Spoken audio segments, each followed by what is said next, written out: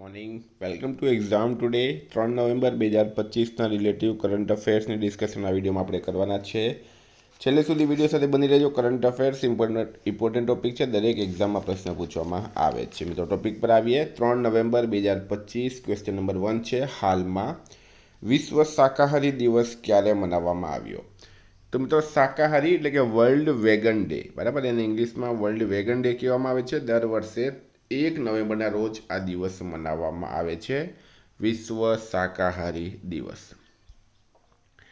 તાજેતરમાં કોણે પ્રોફેશનલ ટેનિસમાંથી નિવૃત્તિની જાહેરાત કરી? તો રાઈટ આન્સર છે આમાં રોહન બોપન્ના. રોહન બોપન્નાએ હાલમાં પ્રોફેશનલ ટેનિસમાંથી નિવૃત્તિની જાહેરાત કરી છે. ભારતના 2 વખતના ગ્રાન્ડ સ્લેમ વિજેતા રોહન બોપન્નાએ વ્યવસાયિક એટલે કે પ્રોફેશનલ ટેનિસમાંથી નિવૃત્તિની જાહેરાત કરી છે. હાલમાં મેન્યુઅલ ફ્રેડરિકનું 78 વર્ષની ઉંમરે અવસાન થયું છે. તેઓ કોણ હતા? તો પ્રશ્ન છે મેન્યુઅલ ફ્રેડરિક. શું નામ છે એમનું? Manual Frederick. એમનું 78 વર્ષની ઉંમરે અવસાન થયું છે. તેઓ કોણ હતા? તો રાઈટ આન્સર છે મિત્રો હોકી ખેલાડી હતા તેઓ.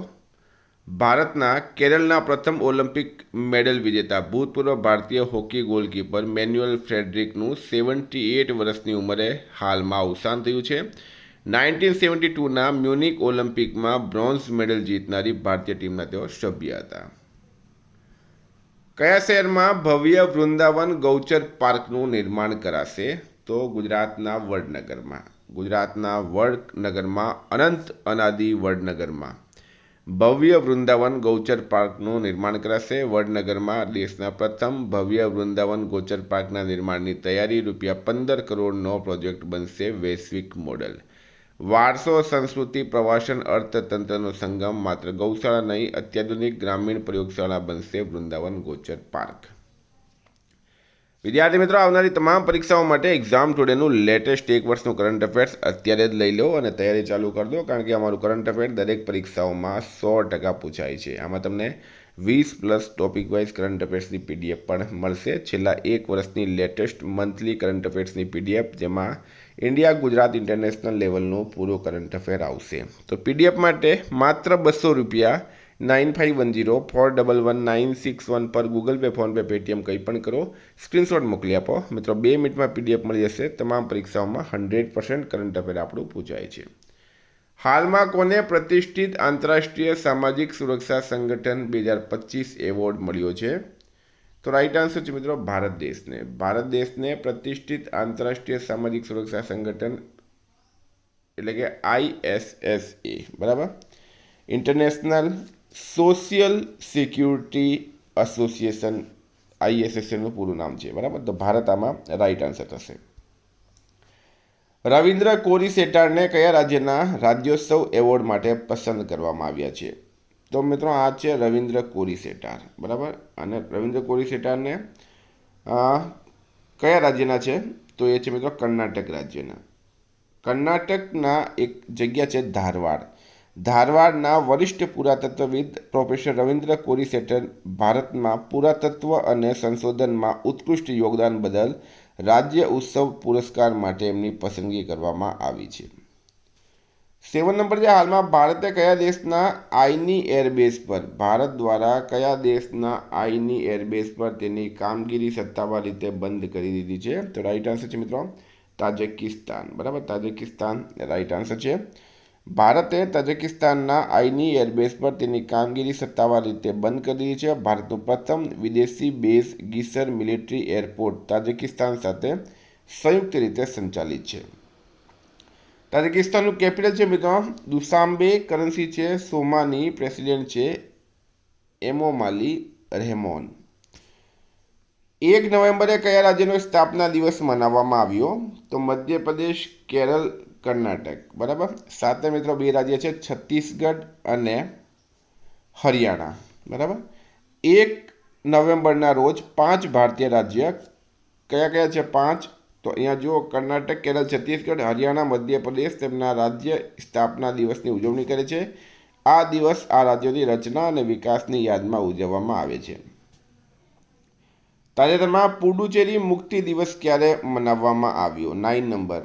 તો રાઈટ આન્સર છે મિત્રો 1 નવેમ્બરના રોજ પુડુચેરી, બરાબર, 1 નવેમ્બરના રોજ પુડુચેરી મુક્તિ દિવસ ઉજવવામાં આવે. મિત્રો વાત કરીએ આપણે તો પુડુચેરી મુક્તિ દિવસ 1 નવેમ્બર 1954ના રોજ પુડુચેરીની સ્વતંત્રતાની ઉજવણી કરે છે. આ દિવસ ભારતમાં ફ્રેન્ચ પ્રદેશો ભારતીય સંઘને સોંપવામાં આવ્યા હતા, જેનાથી 138 વર્ષના ફ્રેન્ચ શાસનનો અંત આવ્યો હતો. હાલમાં ફિડે ચેસ વર્લ્ડ કપ ટ્રોફીનું નામ બદલીને કોના નામ પર રાખવામાં આવ્યું છે? 10 નંબરની વાત કરીએ આપણે તો રાઈટ આન્સર છે એમાં વિશ્વનાથન આનંદ, ભારતના પ્રથમ ચેસ ખેલાડી. મિત્રો કહી શકીએ આપણે વિશ્વના નંબર 1 ખેલાડી હતા તેઓ, બરાબર. એમના નામ પર હવે ફિડે ચેસ વર્લ્ડ કપ ટ્રોફીનું નામ રાખવામાં આવ્યું. ખૂબ ખૂબ ઇમ્પોર્ટન્ટ. હાલમાં યુનેસ્કોના ક્રિએટિવ સિટીઝ ઓફ ગેસ્ટ્રોનોમી, બરાબર, યુનેસ્કોના ક્રિએટિવ સિટીઝ ઓફ ગેસ્ટ્રોનોમીમાં કોણ જોડાયું છે? તો રાઈટ આન્સર છે મિત્રોમાં લખનઉ જોડાયું છે. કોણ જોડાયું? લખનઉ જોડાયું. યુનેસ્કોએ વિશ્વ શહેર દિવસ એટલે કે 31 ઓક્ટોબરના રોજ લખનઉને ગેસ્ટ્રોનોમી માટે સર્જનાત્મક શહેર જાહેર કર્યું. તેના સમૃદ્ધ અવધિ રાંધણ વારસાનું સન્માન કરવામાં આવ્યું છે. હાલમાં નાણાકીય સલાહકાર સંરક્ષણ સેવાઓ તરીકે કોણે કાર્યભાર સંભાળ્યો છે? તો પ્રશ્ન છે નાણાકીય સલાહકાર સંરક્ષણ સેવાઓ, બરાબર, એટલે કે રક્ષા મંત્રાલયમાં નાણાકીય સલાહકાર. ખૂબ જ ઇમ્પોર્ટન્ટ પદ છે મિત્રો. રાજકુમાર અરોડામાં રાઈટ આન્સર થશે, બરાબર, રાજકુમાર અરોડા. ભારતીય સંરક્ષણ ખાતા સેવાના વરિષ્ઠ અધિકારી શ્રી રાજકુમાર અરોડા 1 નવેમ્બર 2025ના રોજ ભારતની સંરક્ષણ પ્રણાલીમાં સૌથી મહત્વપૂર્ણ નાણાકીય પદોમાંના એક નાણાકીય સલાહકાર તરીકેનો કાર્યભાર સંભાળ્યો છે. મિત્રો આગળ આપણે વાત કરી હતી યુનેસ્કો વિશ્વ શહેર દિવસમાં કોને? લખનઉને. આ ખાસ વેરી ઇમ્પોર્ટન્ટ પ્રશ્ન છે આ, બરાબર. લખનઉ ગોમતી નદીના કિનારે આવેલું છે, એ પણ યાદ રાખવાનું તમારે. હાલમાં કયા દેશે 2007 પછી જન્મેલા લોકો માટે તંબાકુ પર પ્રતિબંધ મૂકી દીધું છે? તો માલદીવે. અનોખો કાયદો લાવનારો પ્રથમ દેશ બન્યો માલદીવ. 2007 પછી જન્મેલા લોકો માટે તંબાકુ પર પ્રતિબંધ મૂકશે. હવે માલદીવમાં જો તમારે પાન મસાલા, ગુટકા, રજનીગંધા માવો લેવો હોય તો આધાર કાર્ડ સાથે લઈને જવું પડશે. હાલમાં ભારતીય નૌસેનાના ચીફ ઓફ પર્સનલ તરીકે કોની નિમણૂક કરવામાં આવી? તો ગુરચરણ સિંઘ રાઈટ આન્સર છે. ગુરચરણ સિંઘની ભારતીય નૌસેનાના ચીફ ઓફ પર્સનલ તરીકે નિમણૂક કરાઈ. 15 નંબર છે ઉડ્ડયન ક્ષેત્રને પ્રોત્સાહન આપવા માટે હાલમાં કોણે બી-માન યોજનાને મંજૂરી આપી છે? તો મિત્રો એ આપી છે ઓડિશાએ. ઓડિશા દ્વારા ઉડ્ડયન ક્ષેત્ર, બરાબર, ઉડ્ડયન ક્ષેત્રને પ્રોત્સાહન આપવા માટે હાલમાં બી-માન યોજનાને મંજૂરી આપવામાં આવી છે ઓડિશા સરકાર દ્વારા. શું છે ડિટેલમાં માહિતી લઈએ. ઓડિશા સરકારે ઉડ્ડયન ક્ષેત્રને વેગ આપવા માટે બી-માન એટલે કે ઉડ્ડયન સંપત્તિ અને નેટવર્કનું નિર્માણ અને સંચાલન યોજનાને મંજૂરી આપી છે. મુખ્યમંત્રી મોહન ચરણ માંઝીની અધ્યક્ષતામાં ઓડિશા મંત્રીમંડળે આ યોજનાને મંજૂરી આપી, જેનો ઉદ્દેશ્ય રાજ્યને પૂર્વી ભારતનું ઉડ્ડયન કેન્દ્ર બનાવવાનું છે. હવે ઓડિશાનું કેપિટલ છે ભુવનેશ્વર. સીએમ મોહન ચરણ માંઝી, રાજ્યપાલ છે ડૉક્ટર હરિભાઉ કંબમપતિ. હાલમાં પ્રધાનમંત્રી મોદીએ શાંતિ શિખર મેડિટેશન કેન્દ્રનું ઉદ્ઘાટન ક્યાં કર્યું? તો પીએમ મોદીએ રાયપુર ખાતે, બરાબર, નરેન્દ્ર મોદી દ્વારા શાંતિ શિખર મેડિટેશન કેન્દ્રનું ઉદ્ઘાટન રાયપુરમાં કરવામાં આવ્યું. પીએમ મોદીએ નવા રાયપુરમાં બ્રહ્માકુમારીઓના ધ્યાન અને આધ્યાત્મિક કેન્દ્ર શાંતિ શિખરનું ઉદ્ઘાટન કર્યું છે. હાલમાં પ્રધાનમંત્રી મોદીએ કયા રાજ્યના નવા વિધાનસભા ભવનનું ઉદ્ઘાટન કર્યું? 17 નંબર છત્તીસગઢ રાઈટ આન્સર થશે, જોઈ શકો તમે. તો ફ્રેન્ડ આ હતા કરંટના પ્રશ્નો. વાત કરીએ આપણે રિવિઝનની. તો મિત્રો 2 નવેમ્બર 2025 પર આપણે આવી ગયા. હાલમાં વિશ્વ શહેર દિવસ ક્યારે ઉજવવામાં આવ્યો? 31 ઓક્ટોબરે. રામદરસ મિશ્રાનું નિધન થયું છે. તેઓ સાહિત્યકાર હતા. હાલમાં ડિક્શનરી.com દ્વારા કયા શબ્દને 2025ના વર્ષનો શ્રેષ્ઠ શબ્દ જાહેર કરવામાં આવ્યો? 67ને. હાલમાં કઈ યુનિવર્સિટીમાં કલ્ચરલ હેરિટેજ ડિજિટલ સેન્ટર બનશે? ગુજરાત યુનિવર્સિટી રાઈટ આન્સર છે. આંતરરાષ્ટ્રીય ખારાશ પરિષદ વી-કેર 2025 ક્યાં શરૂ થઈ? ગોવામાં.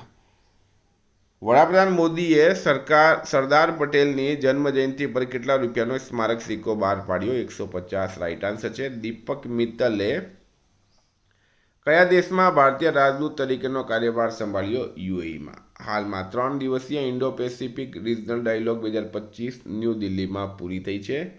શિક્ષણ મંત્રાલયે કયા ધોરણથી બધી શાળાઓમાં AI અભ્યાસક્રમ શરૂ કરવાનો નિર્ણય લીધો? ધોરણ 3.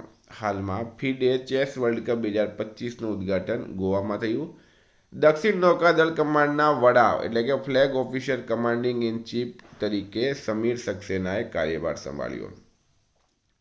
કઈ આઈઆઈટીએ વજનમાં સાવ હલકું મેટલ વિકસાવ્યું? તો આઈઆઈટી જોધપુર રાઈટ આન્સર છે. હાલમાં કયા રાજ્યના નમિતબીર સિંહ વાલિયા ચેસમાં આંતરરાષ્ટ્રીય માસ્ટર બન્યા છે? તો મિત્રો આમાં પંજાબ રાઈટ આન્સર છે. ભારતે કયા દેશ સાથે 10 વર્ષનો સંરક્ષણ કરાર થયો? તો અમેરિકા રાઈટ આન્સર છે. હાલમાં 69માં રાષ્ટ્રીય શાળા રમતો 2025નું ઉદ્ઘાટન ક્યાં થયું? ઈટાનગર મિત્રો રાઈટ આન્સર થશે ઈટાનગરમાં.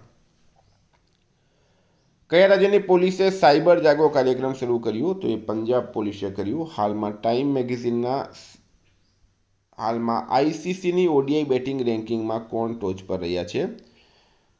તો મિત્રો રાઈટ આન્સર હતું આમાં રોહિત શર્મા. બરાબર, ગઈકાલે પ્રશ્ન પૂછવામાં આવ્યું કે આઈસીસીની ODI રેન્કિંગમાં કોણ ટોચ પર રહ્યા છે? રોહિત શર્મા રાઈટ આન્સર હતું. આજનો પ્રશ્ન છે ટાઈમ મેગેઝિનના 100 સૌથી પ્રભાવશાળી વ્યક્તિઓમાં કોનો સમાવેશ કરવામાં આવ્યો? એનો જવાબ તમારે કમેન્ટ બોક્સમાં જણાવવાનું રહેશે.